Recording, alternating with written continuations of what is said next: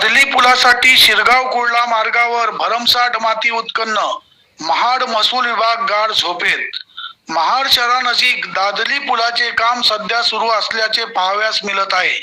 मात्र हे पूल बांधण्यासाठी महाड शिरगाव कुर्ला मार्गावर 82/4 क गटामध्ये माती उत्खनन भरमसाठ सुरू आहे।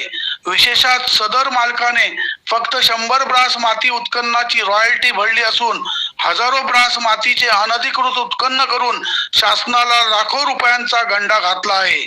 शिरगाव कुर्ला मार्गावर सुरू असलेल्या या माती उत्खननामध्ये अनेक झाडांची कत्तल करण्यात आली आहे।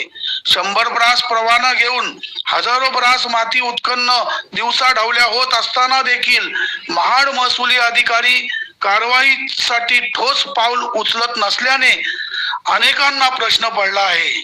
अनेकांनी याबाबत मंडलाधिकारी यांच्याकडे तक्रार केली होती, मात्र मंडलाधिकारी कुठेतरी शासनाला गंडा घालणाऱ्या या इसमाला पाठीशी घालत असल्याचे दिसत आहे।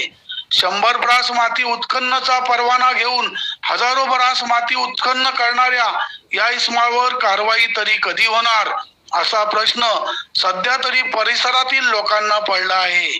राजनीती भ्रष्टाचार वृत्तवाहिनीसाठी ब्युरो चीफ, रायगड।